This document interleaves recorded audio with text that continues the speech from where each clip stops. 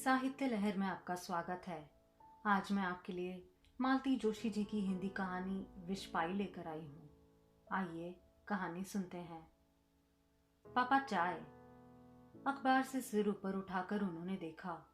वीणा एकदम तैयार होकर सामने खड़ी थी। स्टूल पर चाय रखते हुए उसने कहा, माँ की चाय फ्लास्क में रखी है, कैसरोल में दलिया है। आप लोग समय से नाश्ता कर लेना। पार्वती आएगी तो उससे कहिएगा माँ के बिस्तर की चादर भी बदल दे, माँ के कपड़ों के साथ ही रखी है। साबुन खत्म हो गया था, वह भी रख दिया है। और उससे कहिएगा माँ के कपड़ों को डेटॉल के पानी में भिगोया करे, कंजूसी ना करे। वह थोड़ा रुकी तो शर्मा जी ने पूछा, कहीं जा रही हो? आज तो इतवार है ना? हाँ, जरा दूसरे काम से जा रही हूँ, शाम तक लौटूंगी। पिछले इतवार भी गई थी ना? हाँ, और अगले इतवार भी जाऊंगी और उससे अगले इतवार भी। दरअसल मैंने एक छोटी सी एनजीओ ज्वाइन कर ली है। हर संडे हम लोग पास के किसी गांव में जाते हैं, बच्चों को संस्कारित करते हैं, कहानियां कविताएं सुनाते हैं, महिलाओं को हाइजीन समझाते हैं और साक्षरता का प्रसार करते हैं। हम लोग मतलब? वीणा ने कोई जवाब नहीं दिया, पर जिस नजर से पिता की ओर देखा उससे वे तिलमिला गए। बोले, बाप हूं तुम्हारा, पूछना मेरा फर्ज है, ना बताना चाहो तो तुम्हारी मर्जी। अब इतने फर्ज तो निभा दिए हैं आपने, एक आधा नहीं भी निभाया तो क्या फर्क पड़ता है। चाबुक सा फटकार कर वह एकदम पलट कर चल दी। कुछ ही क्षणों में उसकी स्कूटी की आवाज सड़क के शोर में खो गई। वे सन्न होकर बैठे रहे। सामने रखी चाय ठंडी होती रही। उसे हाथ लगाने का भी मन नहीं हुआ। बेटी इतनी बड़ी गाली दे गई थी कि उनका मन लहूलुहान हो गया। पिछले 2 साल से देख रहे हैं, वीणा एकदम बदल गई है। कहाँ तो उनके सामने आंखें उठाकर बात नहीं करती थी, पर अब तो जैसे पत्थर उठाकर मारती है। अव्वल तो बोलना ही नहीं चाहती, बोलती है तो जैसे जहर बुझा तीर हो। पता नहीं क्यों उसे घर के लोगों से नफरत सी हो गई है। उसकी माँ जब से बीमार हुई है उसके तेवर ही बदल गए हैं। वह एक पल घर में टिकना नहीं चाहती। छुट्टी के दिन भी बाहर जाने का बहाना खोजती रहती है। घर में रहती भी है तो काम धाम समेटकर अपने कमरे में गुम हो जाती है। मतलब के सिवा बात ही नहीं करती। करती है तो उसके जबान पर कांटे उगाते हैं और उसके ये व्यंग बाण झेलने के लिए वे अभिशप्त हैं। बुढ़ापे में अब उसी का सहारा तो है। यह बात वह भी खूब अच्छी तरह समझती है, इसलिए शेर हो गई है। कहने को 3 बेटे हैं, एक से बढ़कर एक हैं, पर किसी के पास उनके लिए समय नहीं है, किसी के घर में उनके लिए जगह नहीं है, कोई झूठ मूठ को भी उन्हें आमंत्रित नहीं करता। और इन्हीं नालायक बेटों के लिए उन्होंने अपनी सारी कमाई खर्च कर दी। इस लड़की की जिंदगी होम कर दी। अपने भाइयों को पढ़ाते पढ़ाते बेचारी बुढ़ा गई है और वे लोग पढ़ लिख कर ऐसे फुर हो गए कि अब पलट कर देखते भी नहीं हैं। पेंशन है, पर कितनी है? वह तो दवाई के लिए भी पूरी नहीं होती। और इस उम्र में सिर्फ पैसों से बात नहीं होती, किसी का सहारा भी चाहिए होता है। सच, वीणा ना होती तो उनका क्या होता, यह सोचते हुए भी डर लगता है। पिछले 2 साल से पत्नी एकदम खटिया से लग गई है। तब से तो वह बिल्कुल असहाय से हो गए हैं। इतना इलाज हो रहा है, पर बीमारी ना पकड़ाई में आ रही है, ना ठीक ही हो रही है। कहीं बड़ी जगह दिखाने का मन है, पर कहाँ।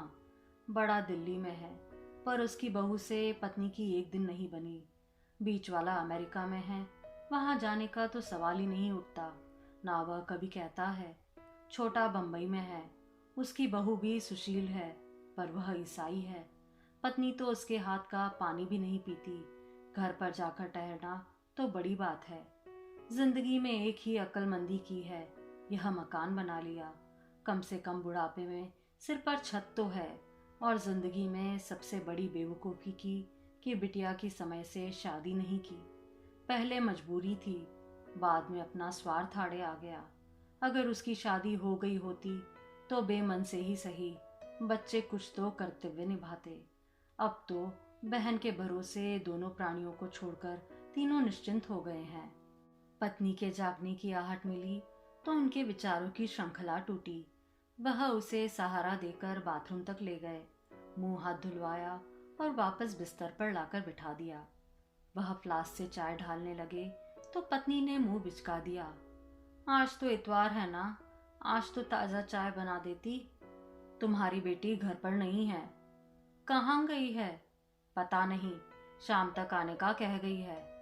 पत्नी ने मजबूरी से 2-3 घुट भरे और गिलास परे सरका दिया। पार्वती आएगी तो ताजे दूध की अच्छी चाय बनवा दूंगा। अब इस उम्र में मैं पार्वती के हाथ की चाय पीऊंगी? किस फेर में पड़ी हो भगवान, ये आप धर्म है तो तुम ही बनवा के पी लेना। बुढ़ापे में मेरा धर्म मत बिगाड़ो। मुझे तो उसके हाथ से नहाते हुए भी घिन आती है, पर क्या करूं, मजबूरी है। बोलते बोलते पत्नी हाफने लगी।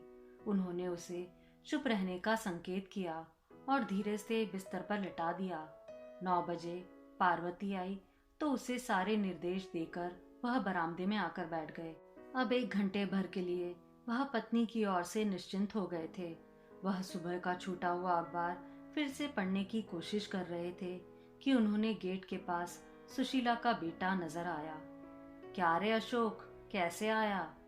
अम्मा आज नहीं आएगी, पड़ोस में गमी हो गई है।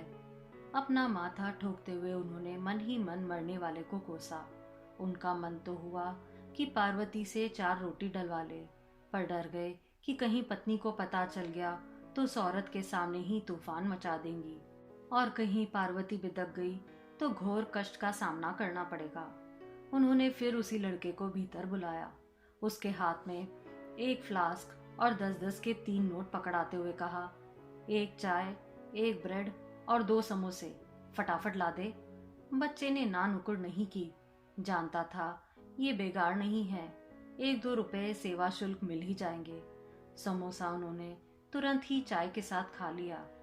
भूख भी लग रही थी और आजकल उन्हें पत्नी के सामने कुछ भी खाते संकोच ही होता है। बीमारी के कारण इस तरह की चीजें उनके लिए वर्जित हो गई हैं। पार्वती के जाने के बाद उन्होंने दोनों का नाश्ता लगाया।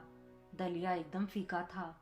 अचार की फाक के साथ ही वे उसे गले से उतार सके। पत्नी के सीने में रात दिन जलन होती रहती है। मुंह छालों से भर गया है। मिर्ची तो क्या, नमक तक उसे बर्दाश्त नहीं होती। उन्हें वही फीका बेस्वाद दलिया निगलते देख पत्नी ने कहा, उससे इतना भी नहीं हुआ कि तुम्हारे लिए कुछ अलग से बना दे? उसके पास समय कहाँ है, इतना बना दिया यही बहुत है। हर इतवार आखिर वह जाती कहाँ है? आजकल बोलते हुए पत्नी हाफने लगती है, स्वर भी कांपने लगा है। किसी दिन पूछो तो? मुझ में तो हिम्मत नहीं है, किसी दिन तुम ही पूछ लेना। हिम्मत क्यों नहीं है? बाप हो उसके। सिर्फ जन्म देने से बाप का कर्तव्य पूरा नहीं होता है। क्यों? पढ़ाया लिखाया भी तो है, तभी ना आज इतना कमा रही है। और शादी, क्या वह हमारा कर्तव्य नहीं था? शादी तो संयोग की बात है, होनी होती तो हो ही जाती। कैसे हो जाती? जब उसकी उम्र थी तब हमने उसे जानबूझकर ध्यान नहीं दिया, और जब उसने करनी चाही तो हमने होने नहीं दी। तुम तो एकदम आत्महत्या पर उतारू हो गई। तो क्या जात कुजात कुछ भी नहीं देखती? आखिर समाज में तो मुंह दिखाना होता है ना। और जब लड़का ईसाई लड़की ब्याह लाया तब? मुझसे पूछकर तो नहीं लाया, मैं तो मना ही कर देती, पर जब सामने ही लाकर खड़ी कर दी तो क्या करती? पर आज भी मैंने उसके हाथ का पानी नहीं पिया, ना उसे अपनी रसोई में घुसने दिया है। वह चुप रह गए। पत्नी से बहस करना व्यर्थ था। बस उन्हें यही लगा कि काश सतीश की तरह वीणा भी हिम्मत कर लेती, फिर जो होता देखा जाता। पर लड़कियां इतनी बेमुरव्वत नहीं होती है, और सतीश ने भी वीणा के समय माँ का रौद्र रूप देख लिया था, इसलिए उसने किसी को हवा ही नहीं लगने दी, सीधा ब्याह कर ले आया था। दोपहर को उन्होंने दूध ब्रेड पत्नी के सामने रखते हुए कहा, आज सुशीला नहीं आई है, आज इसी पर गुजारा करना होगा। तुम क्या खाओगे? यही दूध ब्रेड, साथ में थोड़ा नमकीन ले लूंगा। पत्नी के आंसू निकल आए। भगवान मुझे मौत भी नहीं देता। उससे क्या होगा? मेरी वजह से तुम यहाँ पड़े हो, नहीं तो आराम से छोटे के पास चले जाते। तुम ही तो कह रहे थे लीना बहुत सुशील है, शालीन है। वह चुप रह गए।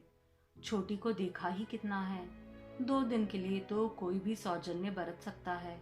फिर लीना जानती है कि सास ससुर तो उसके साथ कभी आने से रहे, तो वह बुराई क्यों मोल ले। इसलिए जब भी मिलती है बड़े विनम्र भाव से मिलती है। असलियत का पता तो तब चलेगा जब कभी साथ जाकर रहना पड़े। शाम को वीणा जब लौट कर आई तो बाहर वे पेड़ों में पानी दे रहे थे। जैसे ही उसका स्कूटर रुका, उन्होंने गेट खोलते हुए कहा, आज सुशीला नहीं आई। स्कूटी स्टैंड पर लगाते हुए वीणा बोली, पापा, मुझे घर में तो आने दिया होता।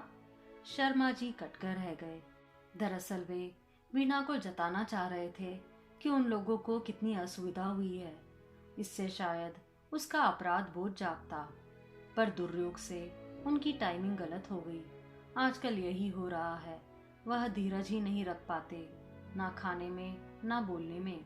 वीणा कपड़े बदलने जा रही थी कि माँ ने अशक्त स्वर में आवाज दी। क्या है माँ? उसने दरवाजे में खड़े होकर कहा। अरे, आज सुशीला नहीं आई।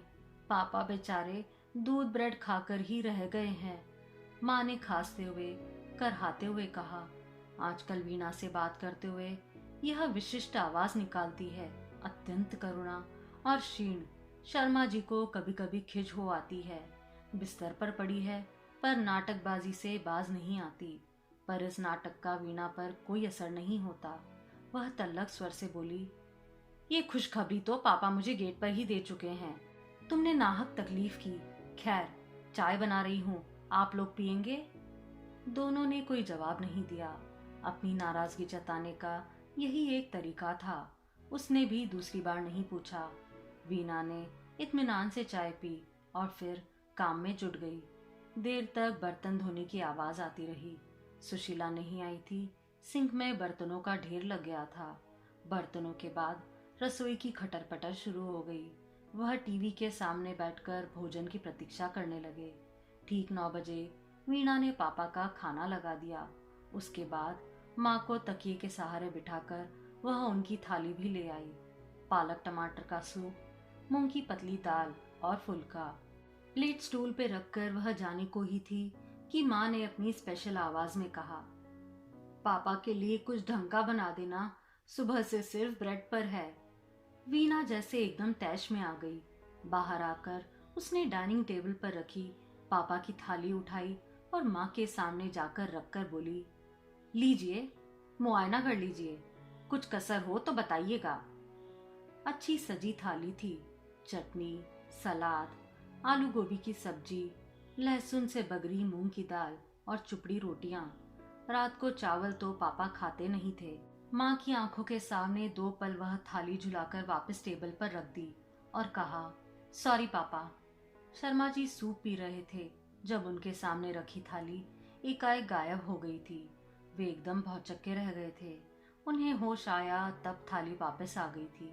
पहले वाला जमाना होता तो वे थाली छोड़कर उठ जाते या थाली उठाकर फेंक देते। लेकिन अगर पहले वाला जमाना होता तो वीणा क्या ऐसी बदतमीजी की जरूरत कर पाती। पर अब तो वह सारी ठसक ही गायब हो गई है। वापस आई थाली से वे चुपचाप कौर तोड़ने लगे। दिन भर में पहली बार अन्न के दर्शन हो रहे थे। खाना एकदम जहर लग रहा था। उधर पत्नी ने फिर से बिसुरना शुरू कर दिया था। मेरी छाती में वैसे ही आग लगी हुई है, ऊपर से ये लड़की मुझे दिन रात जलाती है। वीणा पापा को फुल्का देने के लिए आई थी। उसने यह सुना तो माँ के दरवाजे के सामने जाकर खड़ी हो गई। माँ, मेरे कलेजे में तो पिछले 20 साल से आग लगी हुई है, भीतर ही भीतर राख हो गई है। मैं फिर भी जी रही हूं ना, तुम भी उसी तरह जीना सीख लो।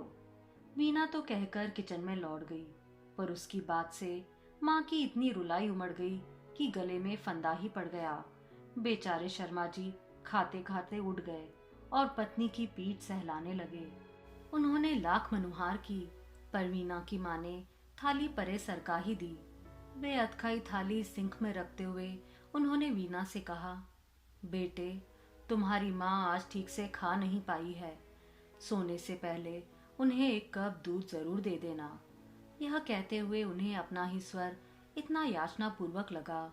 रसोई का काम समेटकर वीणा ने बाहर का गेट पर ताला डाला, सदर दरवाजा बंद किया, फिर दूध का गिलास माँ के स्टूल पर रखते हुए कहा, माँ, ये दूध रखा है, शक्कर डालूं या फीकी ही लोगी? तू तो इसमें थोड़ा जहर मिला दे ताकि सारा टंटा ही खत्म हो जाए। वीणा ने सपाट स्वर में कहा, तुम मुझसे जहर मांग रही हो? ताज्जुब है। तुम्हारे पास तो एक परमानेंट शीशी हुआ करती थी ना, वह कहाँ गई? या वह सिर्फ मुझे धमकाने के लिए रखी थी? माँ विस्मित नेत्रों से बेटी को देखती रह गई। वीणा ने निर्विकार भाव से शक्कर का डब्बा स्टूल पर रख दिया और घर भर की बत्तियां बुझाते हुए सोने चली गई। शर्मा जी का मन हुआ कि पत्नी को झकझोर कर पूछे कि भगवान, वो जहर की शीशी क्या सचमुच खो गई है? अगर याद आ रही है तो मुझे बताओ कि कहाँ रखी है। तुम्हें ना सही, मुझे उसकी सख्त जरूरत है। यूं घूट घूट जहर पीने से तो अच्छा है एक बार ही गले से उतार लूं। आप सुन रहे थे मालती जोशी जी की कहानी विष पाई। अगर आपको पसंद आई तो प्लीज़ मेरे चैनल को लाइक, शेयर और सब्सक्राइब ज़रूर कीजिए। धन्यवाद।